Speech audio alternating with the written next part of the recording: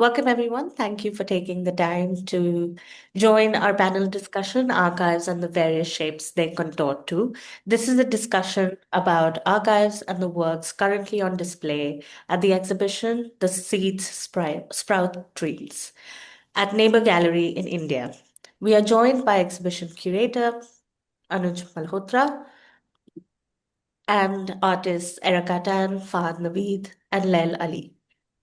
Before we dive into the conversation, I want to give a brief introduction to Art South Asia Project.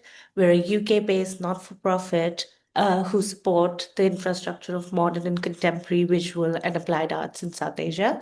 We do this by facilitating and expanding networks of collaboration and research.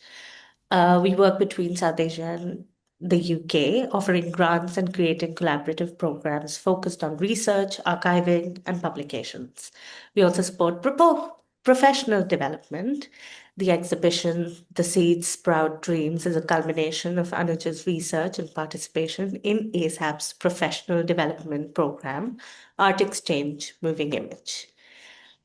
That's it from me. I would love to hear Anuj speak a little bit about the show itself and give us a grounding for that before we hear from everybody else in the panel. Thank you. Sure. Thank you for that introduction, Kuhu. I think it's also important for me to acknowledge that I've really been working as part of a larger collective, and also the sort of institution that I belong to or that my practice belongs to really is within the frame of a more collective, more cohesive, collaborative sort of work. And I think how I began my practice was as a film society activist with a more conventional film society, an organization called LightQ, which we operated for close to 7 to 8 years in New Delhi before various disillusionments and questions for ourselves began to creep in. We wanted to transition to a more practice-oriented model of thinking about the questions that had been important to us for various years. And that's why we transitioned, or I suppose are still in the process of transitioning uh, to an entity or an identity which is called kaddukas, which is a North Indian word for vegetable grater. We wanted to be able to acknowledge the truly ordinary and the quotidian origins of this collective and its interests in exploring multimedia forms um, as a way or as a method to really think about ways or reflect on the various questions that we'd long held. As a result, over the last 4 to 5 years, we worked with different institutions to develop, for example, a book object, a video game, um, also also an open website which does not have concrete navigation fitted into it or coded into it. And of course, we work primarily as filmmakers, but even the films are often imagined as open landscapes that people can walk through, navigate in ways that are free for them and arrive at their own meanings. So all of this to say that the Seed Sprout Dreams, the current ongoing project, really exists also within a continuity of these projects, these investigations that we've been practicing as a collective. I'm sorry for the sounds in Trivandrum. We're right next to a main road. So the Seed Sprout Dreams really exists within the lineage of such projects. And it really began with our very deep and meaningful engagement with the Western model of preservation, or the model of preservation that's often practiced but also prescribed by Western museums, which both individualizes and fixes authorship, but also practices a very drastic, very absolute manner of cataloging and identifying all of the artifacts that are held within it, to the point of almost both at the same time elevating them to a canon or a pantheon, but also reducing them to a fossil that's static and immutable. Um, Both with Light Cube and with Kaddukas, what we've been thinking about are ways in which cinema, which we really recognize is a colonizer's medium, which was brought into India, or I think across colonized contexts around the world, And we've really been thinking of how a colonized context inherits this form, which is not indigenous or original or native to it in any way. How does it customize it to its own territory, to its own cultural, psychological landscape? And I think we also started to think of, therefore, in terms of the field of preservation in itself. Because as most of us are aware, 97 or so percentage of films that were made in silent cinema in India were lost, have been lost. Various other films have also not been really preserved because we've never had traditions of preservation. So I think all of this, and at least the genesis of the Seed Sprout Dreams, originated in the question, how does a culture without the material evidence of its film history still remember and sustain and share cinema? And we began to, during this research, really chance upon the aspects of informal infrastructures and ecologies and ecosystems that really permeate through and have been birthed by the publics themselves across the South Asian context, to arrive at an encounter with cinema, to share cinema, to sustain it, to transmit it to the next generation, and therefore, as a result, preserve it. We started thinking of places like video parlors, like piracy networks, telegram channels. We started thinking of places like outdoor film screenings, film society contexts, where really films circulated in ways that were not mandated by the original producers, that were not sanctioned, but instead traveled through trajectories that had, in a way, been drawn into the ground by the people themselves. So it became an archive, a sort of a monument to remembrance that had been built ground up as opposed to being bestowed from the sky onto a public. And we really became interested in what the shape of such an archive could be, both in terms of the power and the potency it offers as an alternative method to the conventional understanding of systems of archiving as are mandated within the West, but also in terms of how it destabilizes various ideas of authorship, of ownership. Because if a film circulates along a landscape and in a way gathers deposits or sediments from wherever it travels to, then who really is the original author of a film? If a film is not made as much as it's remembered, then who really owns the film?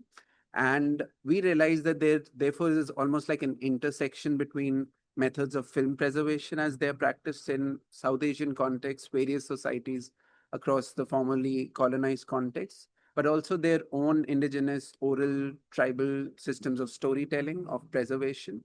And that really is what interested us in terms of locating intersections between cinema and folklore within these contexts.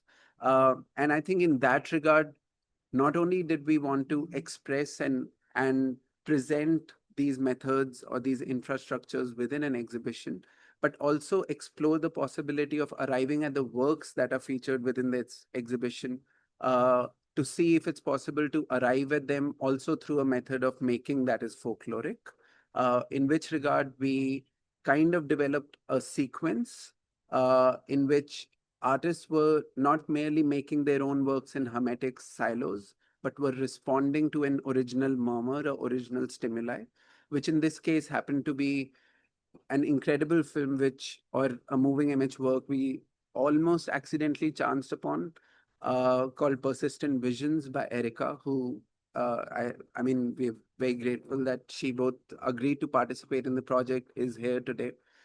Is a project that it's a work that in a way releases or sets fugitive a lot of the archives that had been long held within the colonial Bristol War and Commonwealth Museum, if I'm naming it correctly, and sets it into a state of circulation.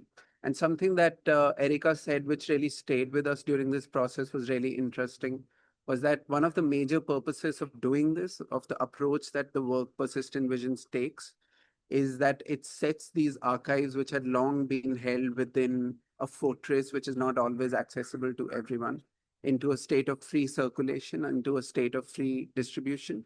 And the fact that archives gain power through multiplication and not through being held back, not through enclosure. And I think that really set an artistic mission in terms of how we set up the exhibition, but also the process through which we made the works, where because this work was in a state of free circulation along the sequence of artists, everyone here in that sequence, but at the present moment, Fahad and Layl and all of the other artists were in a way inheriting the work or the spirit of persistent visions and then responding to it through their own artistic inclinations.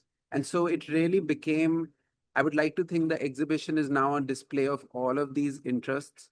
I'm sorry I went on for slightly longer than we planned, but I think it's also important to establish the ground upon which the inquiry of this project is really built, but also to say that the exhibition as it exists in the present moment, I think really is a demonstration of how ownership and authorship within cinema can be conflated, where works can mix with each other and become porous in a way that it's no longer very easy to determine who made what, which really was the artistic mission of both the exhibition as well as how the artists very kindly agreed to participate in the exhibition.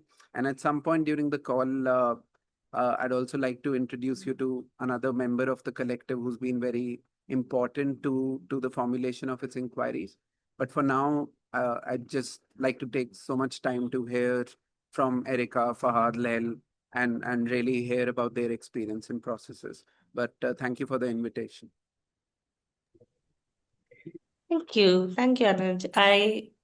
I was lucky enough to be physically present at the opening, and I think that one of the few things that really stuck with me, which was also present in your exhibition writing, was that cinema in your exhibition exists between dreams and memories of people, which is a very warm sort of enveloping idea that does come across in the exhibition. And congratulations, it's a really wonderful effort.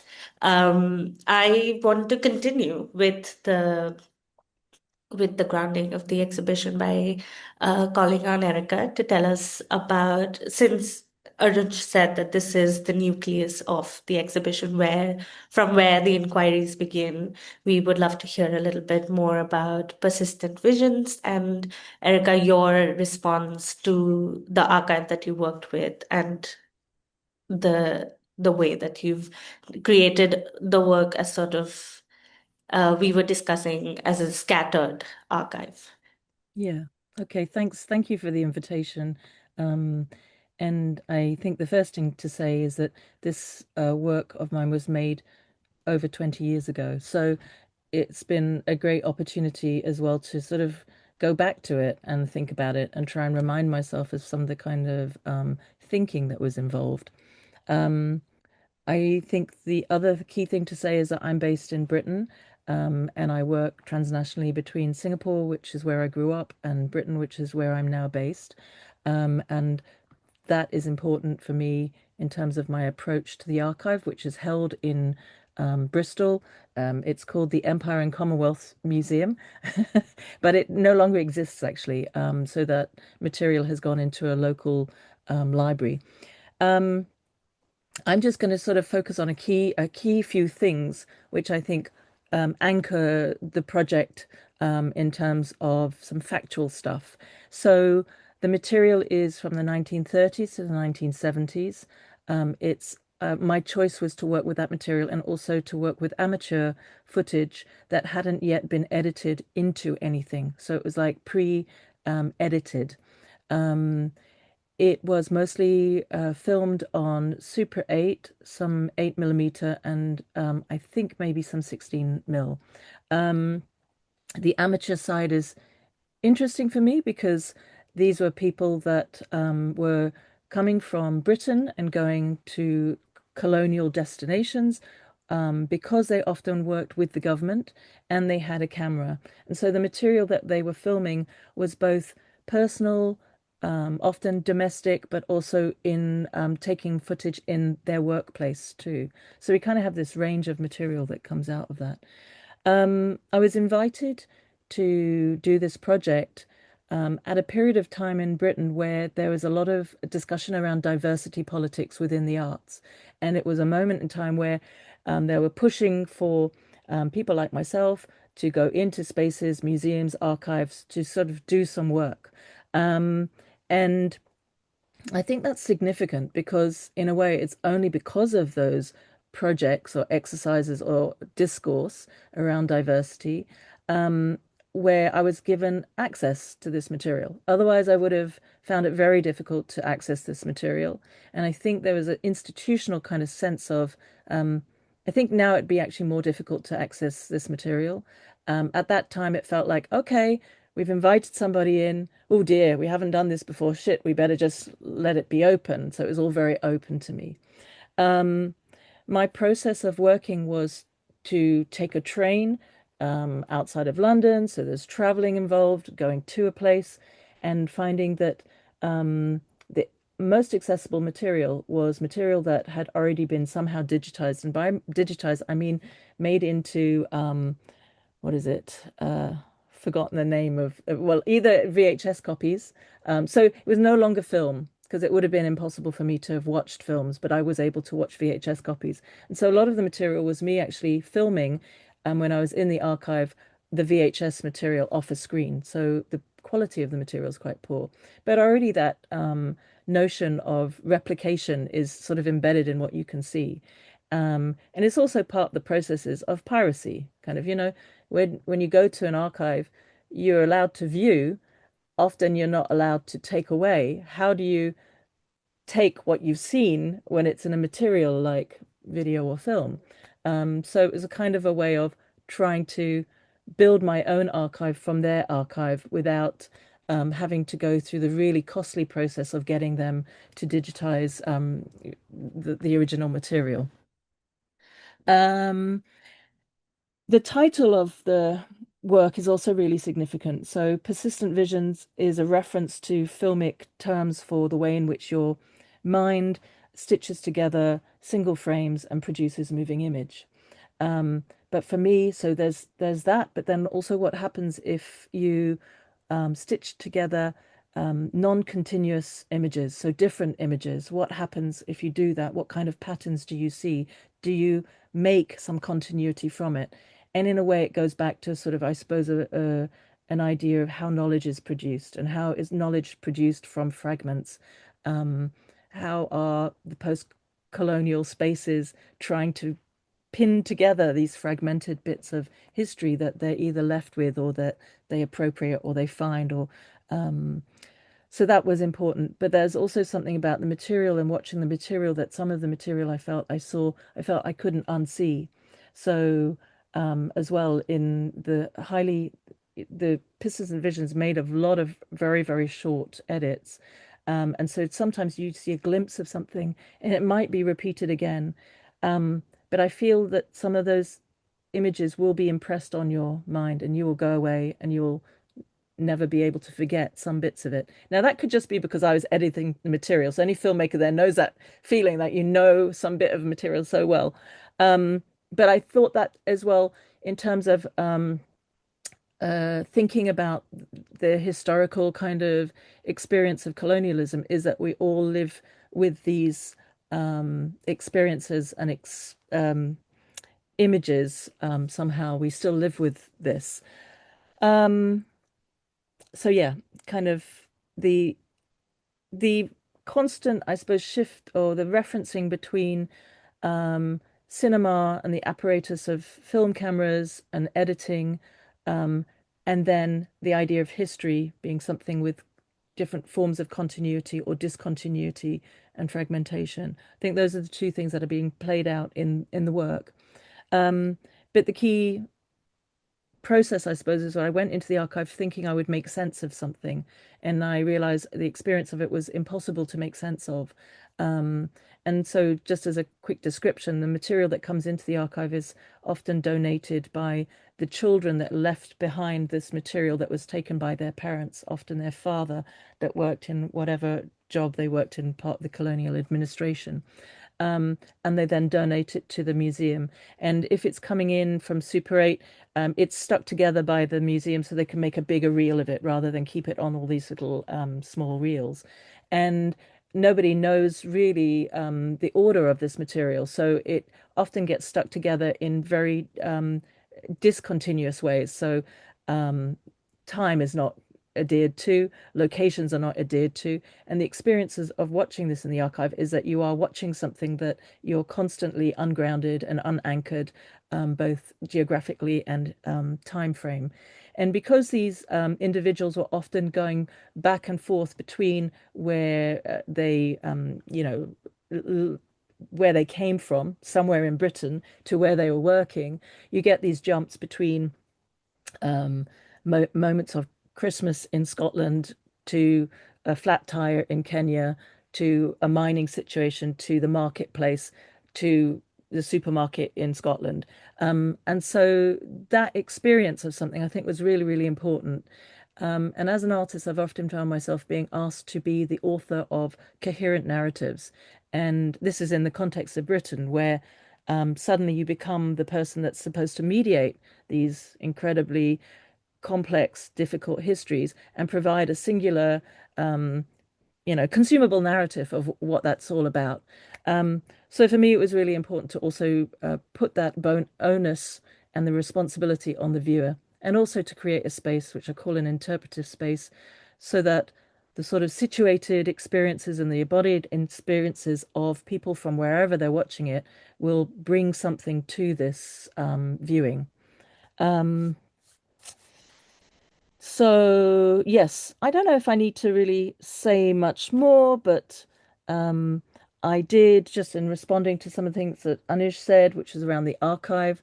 Um, I think the project, the Seed Sprout Streams, is is for me fantastic to hear about because it almost does much more than I wanted to do or was able to do with the material. So, working with an archive that is a sort of centralized archive, there are limitations of what I was able to do with the material. And all the kind of ideas of dissemination and circulation, I think for me were really important. But ultimately, it is a work where, when we spoke, Anuj, around how might the work be used by the other artists that you're working with, we soon came up against some limitations still inherent in the project because the material ultimately comes from kind of colonial centralized archive, and the systems of copyright in the UK are really quite strong. And so, even though I want to find a way of disseminating this material, we are still stuck with the impossibility of me sharing material that could be reused. So there was something that was a challenge that was sort of set forth as well. It's like, what can you do with this?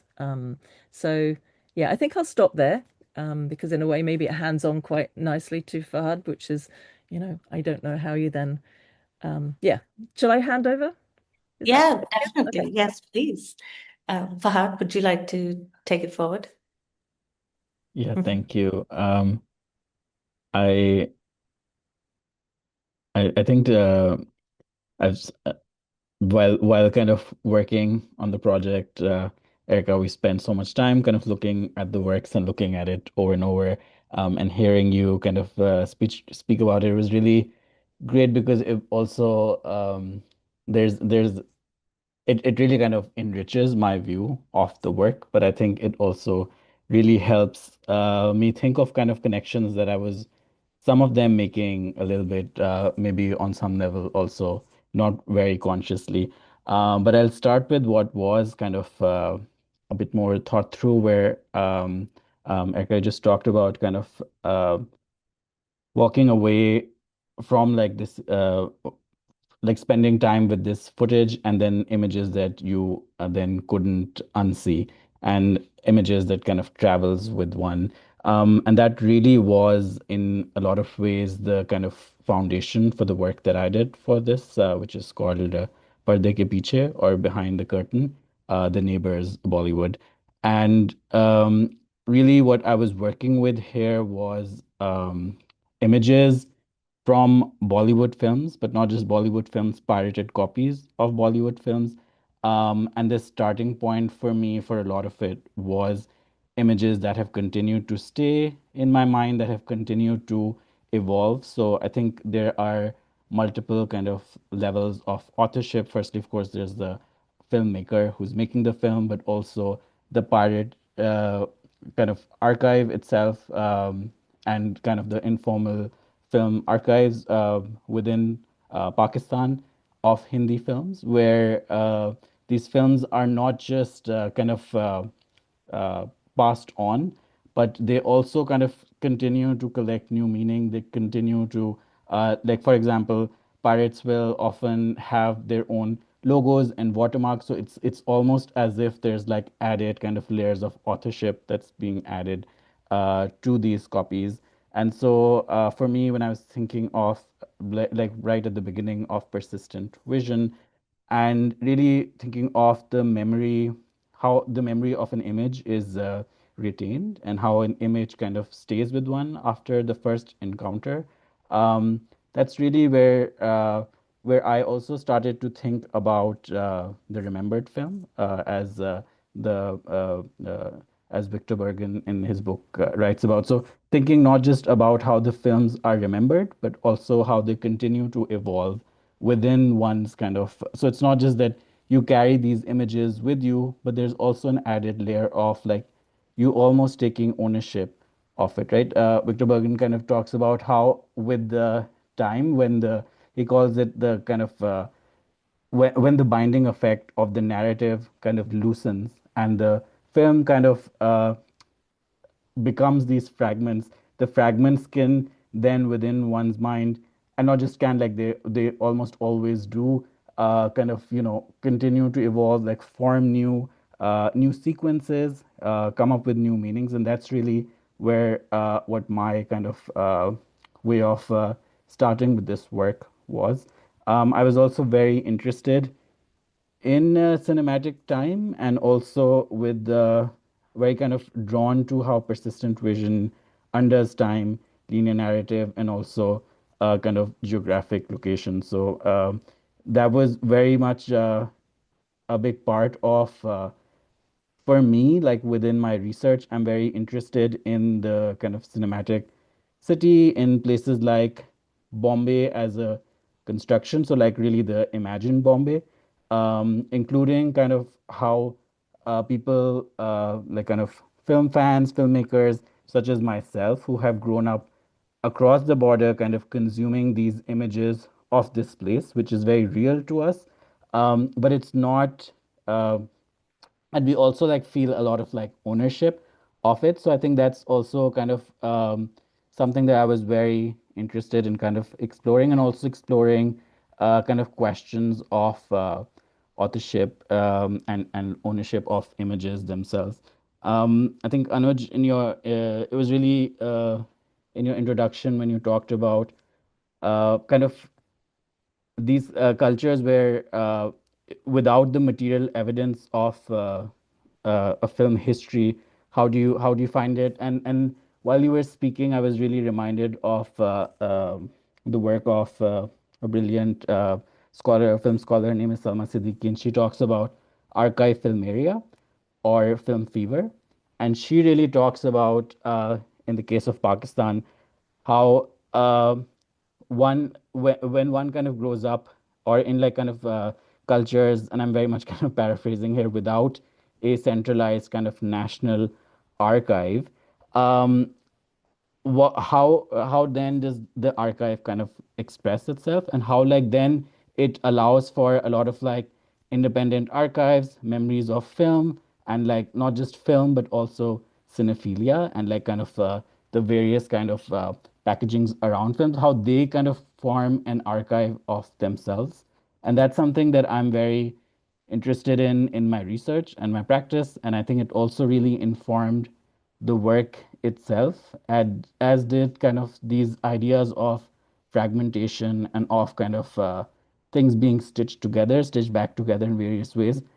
So for those anyone who's kind of experienced the works themselves, so it's a 3-channel video installation, and in one of the channels, I've literally printed out frames from a film that is banned in both India and Pakistan, and printing out those frames, and then they go through a shredder, and then the image kind of continues to kind of disseminate and like get fragmented. And within the gallery space as well, like we were able to kind of like I was very excited by the idea of like having not just the film kind of play in this space, but also over time, when thinking of kind of cinematic time, when thinking of kind of like when you're doing something durational, recording that duration in a way. So I was very excited by kind of this possibility of the shreds kind of continuing to collect over time, of like, which to me in some ways, I think I was also drawing from the experiences of kind of growing up, not just with these pirated copies of films that you would buy, but also often rent. And so you and your neighbors and your neighbor's neighbor would be watching the same film. And when we were watching on CDs, there'd be scratches, and like you'd really experience time in different ways. And you'd also experience it's a different kind of a communal kind of film experience that you're having in some ways, right? But at the same time, it's a very individual kind of experience. So I was really kind of drawing on these different threads. I think I'll leave it at that for now, but I think there's also something to be said, I think, which might. So when Layl and I were talking, we were also discussing kind of about these ideas of time and space and being kind of being transported by the visual images.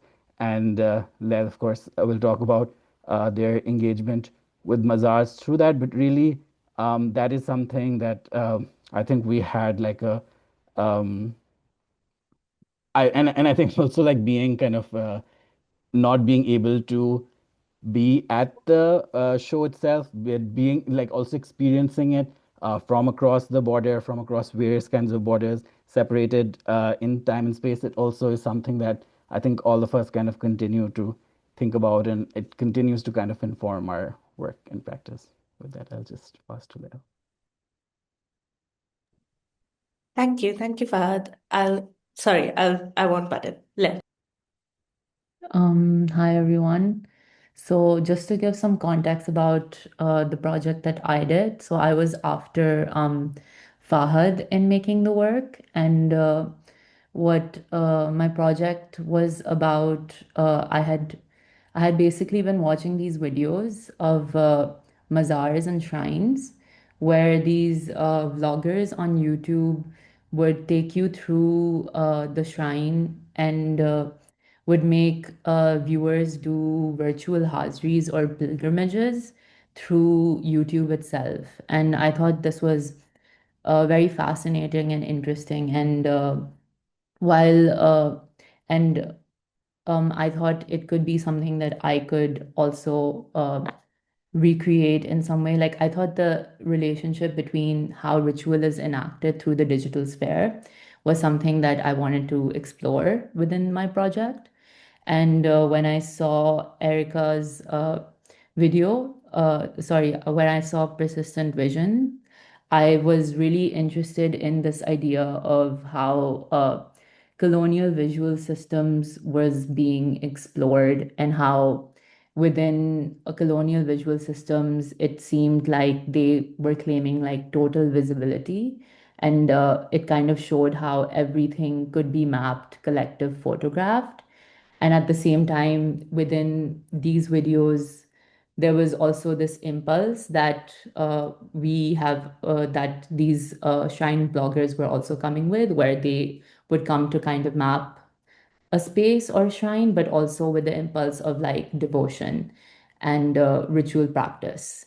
So I really wanted to kind of see how I would kind of approach this. And at the same time, so in my video, what was happening is I started exploring this idea of a fictional vlogger who was seeking a saint, a female saint called Mirama. And through the process of vlogging, and through the process of bringing a camera into the space, she was in search of this saint and was wondering if she would find her through this process. And within this, I kind of started thinking about this alternative visual system of the saint itself or the saint herself, which was like the divine visual system of or that of the Gabe, which is something that is concealed. So, which means something that is concealed and which is kind of like an alternative or like a local or like a folkloric almost system where not everything, which actually talks about how not everything can be known or not everything can be mapped.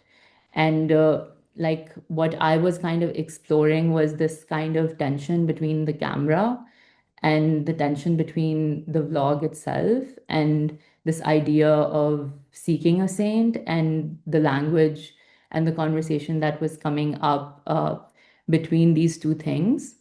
Uh, and within so what hap what so that's what I kind of, I guess, derived through Erika Tan's work. And what another thing that I was also inspired by was this idea of the gaps. So I was really interested in making the gaps visible. So a part of like my video, it starts with a camera and it starts with documentation and recording the shrine. But slowly, as you go into the space, you realize that there are spaces in the shrine or there are spaces in the shrine that cannot be recorded. So what happens is the video kind of starts developing animation, and as animation occurs, there's a tension or like there's illegibility that starts emerging through the space, and that conversation with the gaps and that conversation with like ideas of like, for example, there are parts where the video buffers or it fails to work. So within that, I was kind of trying to think about how there are like limits to representation and how sacred space in some ways defies representation as well. And then because I was in this sequence, I was following Fahad. A lot of the work that I was thinking about was also coming from what I was looking at, like the way that Fahad was thinking about his own work. So like I was really interested and fascinated by how Fahad was juxtaposing and looking at domestic space and Bollywood films. And in some way, I could see parallels between how I kind of started looking at the YouTube page and the video of the shrine itself. And the shrine space and the YouTube page became these two different spaces for me that I was trying to communicate and have a conversation between each other. And similarly, that's what, and Fahad was kind of doing us like, there was like a parallel between each other's work in that way, where like I could see like Fahad was like there was a microwave and a Bollywood film was kind of playing in the screen of the microwave and things like that. So there were these parallels that I guess I was inspired by. And I feel like the medium or the construction of like, for example, me painting a YouTube screen was really in like, it really came after like looking at how materially Fahad was kind of playing with his work as well. Thank you. Thank you, everyone. There was some really interesting golden nuggets in there, with blinding effect of the narrative loosening. And I I want to, Anuj, I know that we'd prepared that you would speak, but I want to just stay with the idea of the archive a bit more because everybody spoke about it. And I wanted to you've touched upon how you deal with authorship or categorization within the archive, but I think you were speaking more about the work. And if it's all right, can I ask all of you to maybe comment on how the work, like an example of how your work contests with categorizations as how we encounter these in the archive. So, like documentation, categorization, this is how the archive exists and still fails to give us um, a sense of history as we know it or as we can understand. Does this make sense? Would anybody like to take it?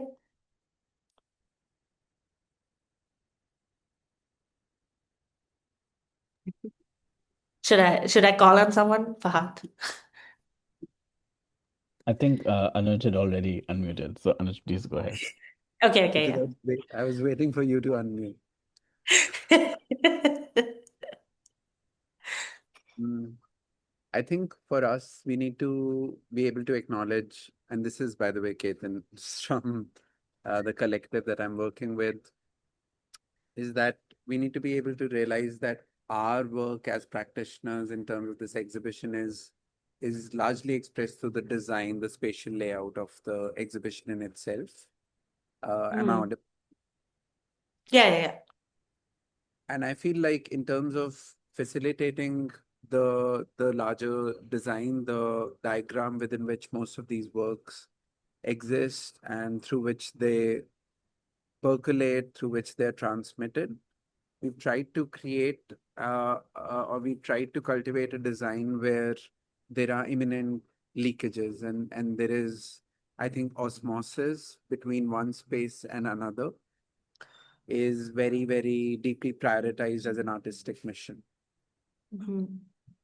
While listening to both Fahad and Layl, but obviously also being aware of this being almost a and a realized artistic thesis while looking at Erika's work and not wanting to speak on anyone's behalf, but just a common thread that I feel I could pick on as a viewer, as a recipient of all of their work, is that I also feel that this mission of thinking about how a work can leak outside of confinements or of very strict definitions is also very much encoded into all of their works as well. For example, when Layl speaks about their desire to enact almost this very drastic mixing between realms that are usually and conventionally thought of as separate. For example, folkloric systems of belief, but also how digital realms manufacture and then transmit knowledge, and how that happens in the work, which very interestingly is named G. Nazreen at Shrine.tv, and how both of these realms in a way mix and inform and corrupt, and as a result of that corruption enrich each other. In Fahad's work, the idea that these works are literally leaking into domestic spaces. So they render the walls of the house or the enclosure porous, how they render them, how they render or breach the walls of the fortress, begin to crawl on the walls, leak onto the floors, how that's not merely enacted in the theoretical aspect of the work, but also in terms of the images and how they are produced. In that, Fahad's almost use projection mapping to project these images onto spaces which are in general terms thought to be hermetically sealed from cinema, or are not meant to be places where cinema is viewed or experienced: the kitchen, the bathroom, the bedroom. So there is again like an inevitable leakage that's happening there. And of course, in Erika's work, where this enclosed, very centralized archive is made to develop punctures in a way through which the images, in a way, leak out into and float out into the world. And I feel when you speak about, or when your question speaks about how there is a desire to escape these very strict categorizations, to contest them, uh, but not merely contest them, but to also establish a newer method, an alternative method, a vocabulary of preserving and sharing work. I think we recognize within all of the works that are featured within this exhibition this very present desire to both enact, acknowledge, and then portray or demonstrate this act of leakage, of to demonstrate porous structures. And then how do we honor that as designers or as individual, as curators who bring these works together? And I think that's how we also arrived at this space that we're grateful that you recognized as a space where dreams or memories are in a way activated. And I would think that a chief component to that sensorial activation is really how the spaces feel as if they're not sealed from each other, in that you can sit in one spot within the exhibition design and listen to the sound of another work. In that when you're watching persistent visions through your peripheral vision, you can also view Fahad's work. So there are all of these leakages that are taking place to the point that it's very difficult to demarcate or delineate one work from another. And I think, therefore, this ambition to really destabilize categorization, to destabilize these very fixed containers within which knowledge is often held, um, put on a pedestal somehow, and value is generated around those containers, and then that's basically communicated to the rest of the world to subscribe to and to then follow.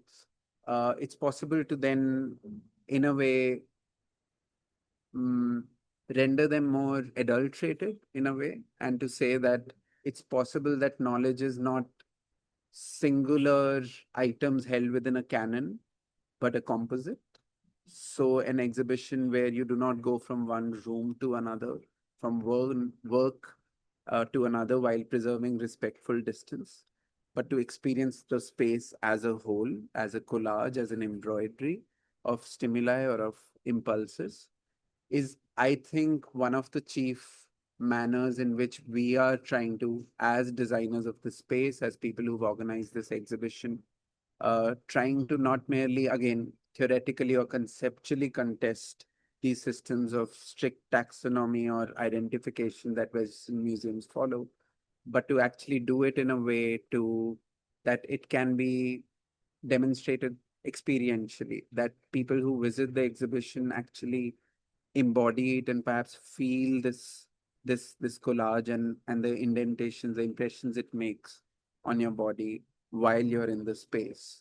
So to imbibe and actually live that knowledge system as opposed to merely receiving it as an abstract idea. That's how I'm doing it, or at least that's how we are trying to do it. But also happy to think of what the others feel in terms of this aspect of leakage or porosity within their work, and whether they think that that's actually an artistic mission for them. I mean, happy to actually check in the sequence in general. So, Erika, is that something that you've thought about? I think we've spoken about it in the past, but happy to revisit that question. I'm in a way thinking about how we're using these terms like strict taxonomy. And I was thinking about the British Museum, not last year, but the year before. There's a major leak of objects that sort of disappeared. And I think where these sort of centralized archives, this is their worst nightmare, because actually constantly things are leaking.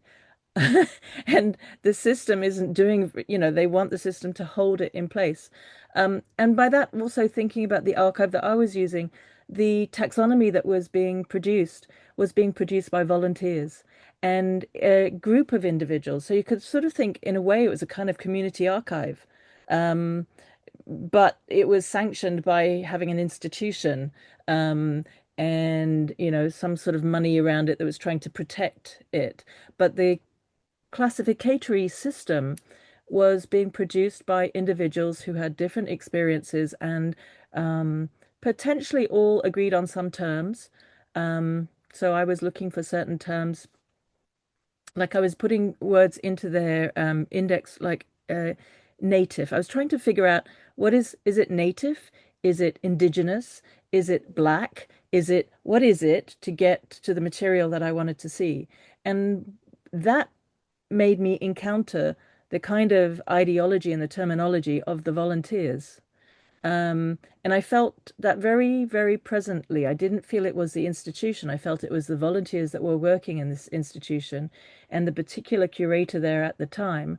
And so that's maybe something also to just recognize, is that sometimes these centralized, maybe not even centralized, but these, colonial archives, we give them a lot of credit for some sort of stability that actually maybe I'm questioning isn't really there, but we believe it to be there. And so we're also participating in a sort of sanctioning of a kind of authorial voice that may not really exist in the way that we imagine it. Maybe it's much more,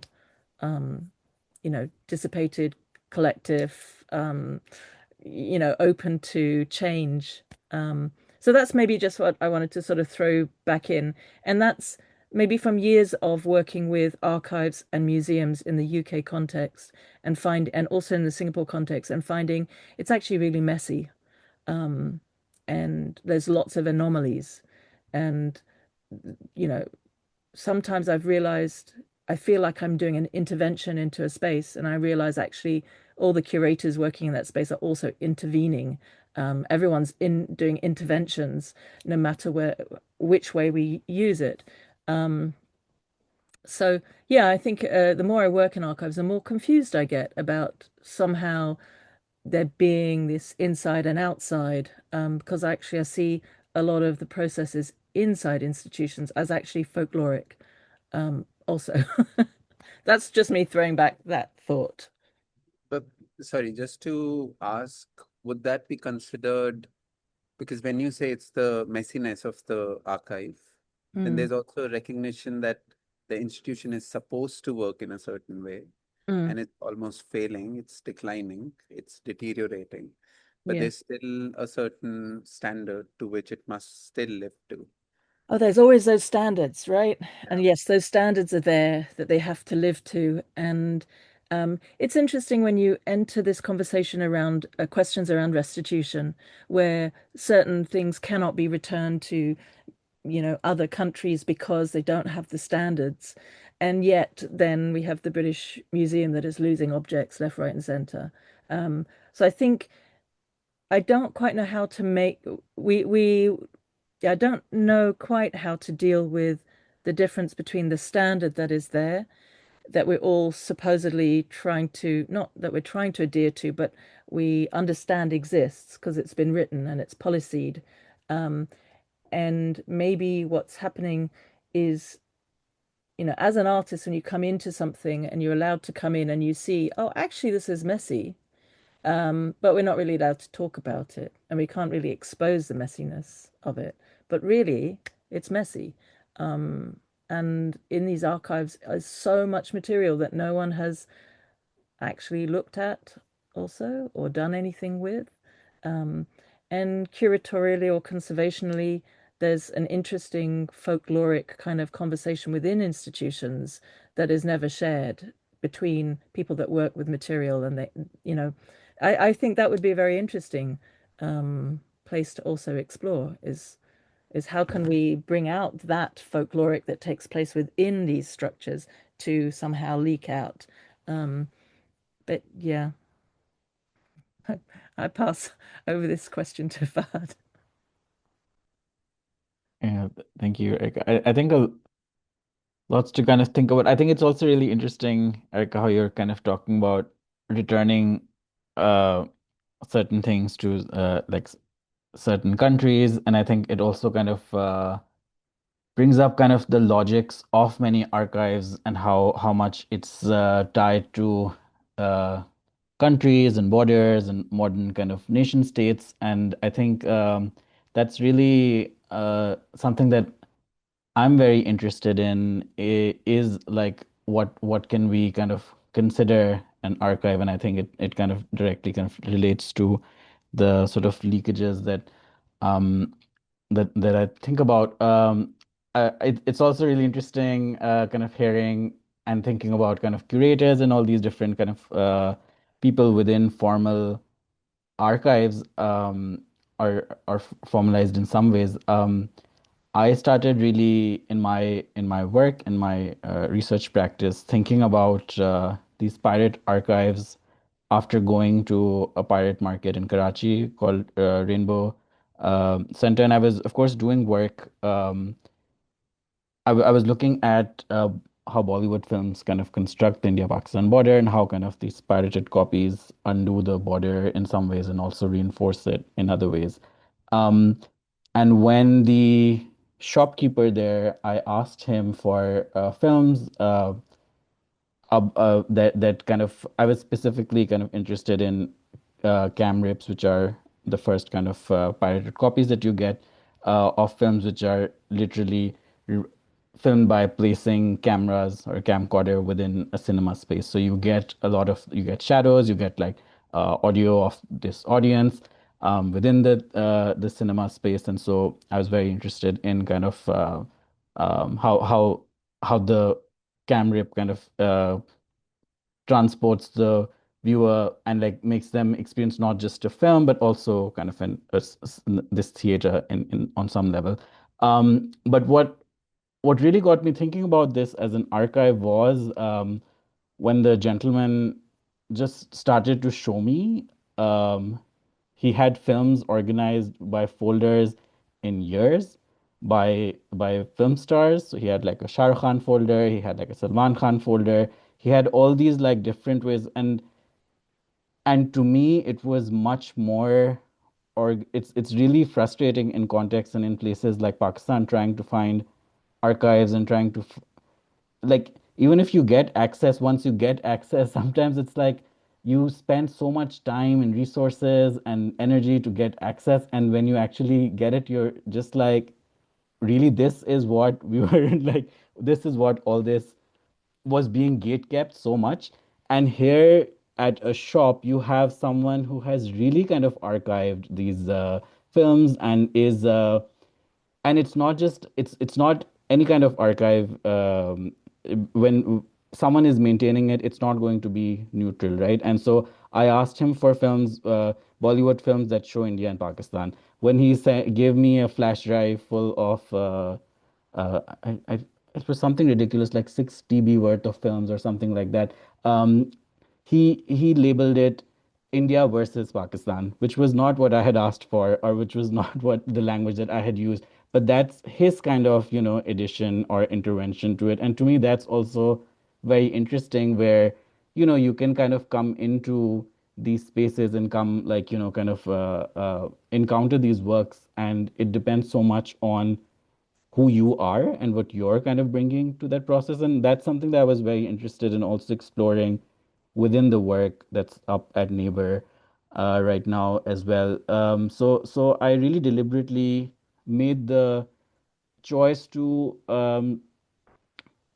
uh, the hope was that whoever is coming into this space, there's I wanted the work to have enough kind of a room that maybe the people who are coming in will recognize that these are familiar images, these are Bollywood images, but that they can kind of experience them anew, but also reflect something and like kind of project like different things. Uh, and like that, I'm very kind of interested in that internal kind of dialogue between the film or the moving image and the viewer, because that is going to be different for whoever kind of comes into this space. And it's been really interesting to hear from Anuj and Ketan as well about like how different people have received the works differently and how like kind of they've responded to the works differently. And I think that really kind of speaks to what happens when like things are um, when people are given kind of the option to kind of look at kind of something again. And I think that also um, in some ways, like when you think of film archives, like the intention or the thing is that, oh, you want it to be as like there's almost this like meme where people are like, oh, as the filmmaker intended it, like someone will be watching something on a plain screen or like on a cell phone, it'll be like a joke that, oh, as the filmmaker intended it. But like on some level or at some point, and this is nothing new, the filmmaker's intention is only relevant up until a certain point, right? Once the film is out there, it will, of course, continue to evolve. It will continue to kind of grow. And I think within uh, archives that like more kind of formalized film archives, usually there is like pirate copies, for example, would not be, even for like legal reasons, would not be part of these archives. But I think there's a lot that uh, that these like pirate films can actually contribute to archives and can actually enrich archives and enrich our understanding and thinking of kind of ownership. And I think it's also um, just seeing the way that Anuj was talking a little bit about like the space design, the amount of work and thoughtfulness that's went into all the little kind of elements within this space. I think it's so uh, I hope that we still do have some time for Q&A and like for people who may have experienced this space, because I'm so kind of curious about how some of these things were felt, because they're so deeply felt in the kind of construction of the space and in sort of the very it's yeah. And I think there was also some question about kind of we've been talking about authorship, about kind of ownership and things like that. And I'll also just share right now, when this show opened at so when the open call went out and when we started, I had just lost my father very recently. And it was a time where we were going through a lot of his things. And so my engagement with like his kind of personal archive, his kind of that really did kind of also inform the way that I was thinking about the work. But then I think the week that the show opened, I also lost my mother, and I had to leave the work in it. Like the works were, the edits were done, everything was done, but I really like I sent the files to all the folks at Kadukash, but really they have continued to make all the decisions without like kind of like kind of my being part of that conversation. But it's really interesting because there's so much, just the way that this project has worked, that everyone had so much ownership of and so much like kind of deep knowledge of the works. I think it's also really for anyone who's experienced the space. There's also these texts that have been written, and it was really interesting for me to read the text that I think Anuj had written for the work. And I think it's really interesting because it Anuj has like picked up on one aspect of the film and kind of like really um, centered that, and that kind of, for me it's very interesting because it makes me see the work in a different way, but it also makes me think that if I was writing that text, what would I write? And through that also thinking about like that question of kind of authorship and that question of kind of like um, how how these works kind of, and how the image continues to kind of pass through like different kind of sets of hands, sets of like and how it continues to evolve. And I think that's something for me, how like because of everything that was going on. But I think even in the, as I kind of sit with just this process, and also just the way in which we even right now are talking about the works, like where it's very hard for me to kind of talk about it in individual terms, because like it's really not individual in any way. I think I went off in a different tangent. But yeah, I think I just wanted to also acknowledge that, and also acknowledge I think that Megan might also be in one of these boxes. I think I saw her for a bit, but also just acknowledge Mahesh, Ketan, Lakshmi, but also all the other artists, Ishan, Shraddha, Megan, and of course Lel. And really how, it's really kind of difficult to think of, like I think if any of these people were not there, I can't really imagine how it would make the works different, but I'm sure that it definitely would, because everyone has contributed in so many like different ways into how everything's kind of shaped up. Thank you. Thank you, Fahad. Yeah, I also work at an archive, so I really resonated with what you said about as a member working in the archive, imprinting, bringing your individuality to to the exercise of archiving. It's sort of negated within the institution, but it very much exists. I know we're over time, but I do want to give Layl some time to respond to what everybody has said. And then if I have asked for questions in the chat, please do put them in or raise your hands. But if we don't have any questions, then after Layl's response, we can have a closing remarks.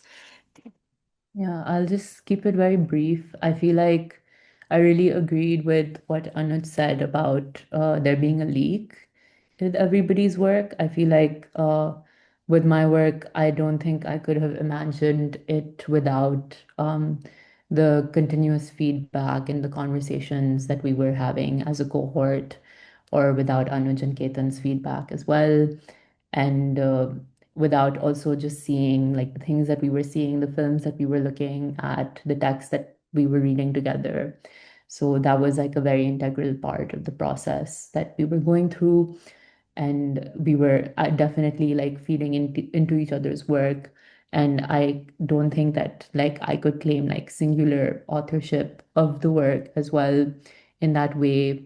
And I think even like personally, like thinking about my work itself, like if you look at the work, it might seem like there's like a clear author in the work or a clear narrator, but I feel like even the work itself in some ways destabilizes the idea, because I'm in a way citing another a vlogger in the internet who I'm kind of borrowing from, and he already exists online and I'm kind of taking from him.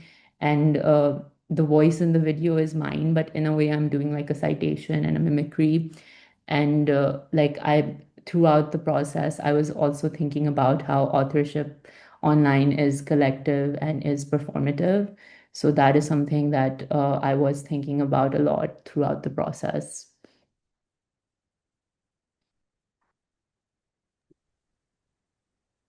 Thanks, Layl. Um, I'm are there, I'm assuming there aren't any questions because it's been some time since I asked it. I did have a separate question about materials sourced in the exhibition, but we're running out of time and I will ask it. Asad Ali has responded. It's a comment. It says authorship online is collective and performative, so real. Yeah, I think authorship everywhere is collective and performative. At least I'm coming from an institutional perspective. It can be, especially as individual practices sit under the umbrella of the institution. But I would like to thank everyone to join the session, for joining the session and for engaging so thoughtfully and introducing us to your wonderful works. Anuj, would you like to introduce Ketan and say something before we Ketan, end the session? Ketan and Mahesh is also on the call. So also would like to acknowledge Lakshmi, who's also on the call. They've been central to the project, and yeah, I mean, I think just like take a minute to just thank Erika.